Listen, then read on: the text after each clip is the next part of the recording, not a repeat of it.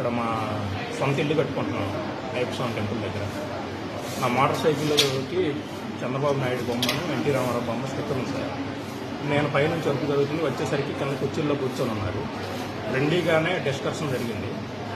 అక్కడ పక్కన నియోజకవర్గం సామినేని ఉదయభాను గారు రాజధాని సీమ తటస్థంగా ఉన్నారు, మైలవరం ఎమ్మెల్యే గారు కూడా తటస్థంగా ఉన్నారు.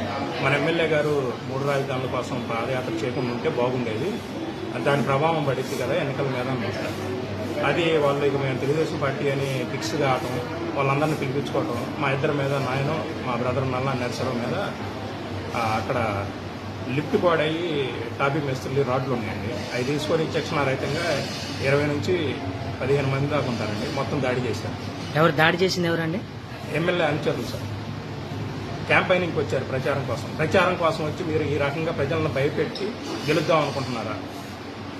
మీరు ఏ కార్యకర్తని భయపెట్టలేరు. భయభ్రాంతులకు గురి చేసి మీరు ఇలా నందిగామ నియోజకవర్గం ఎమ్మెల్యేకి గెలవాలి అనుకోవటం అది మట్టికి ప్రజాస్వామ్యానికి విరుద్ధం. దాడులు చేసి కాదు, ప్రేమతో గెలవండి. ఎవరైనా గుర్తుపెట్టారండి? మొత్తం మాకు సీసీ ఫుటేజ్ ఉందండి. సీసీ ఫుటేజ్లో ఉంది, మొత్తం మీకు వివరాలు ఇవ్వతుందండి.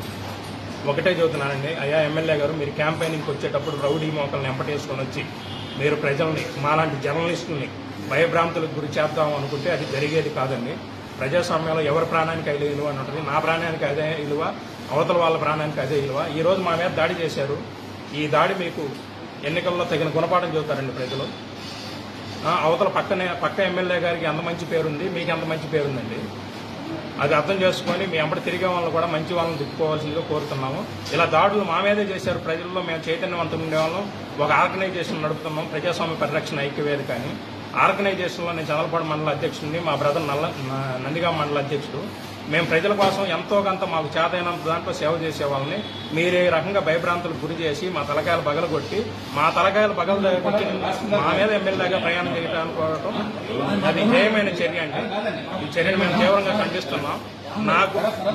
నాకు జరిగిన నష్టానికి, మా బ్రదర్కి జరిగిన నష్టానికి మీరు ఏమని సమాధానం చెబుతారు?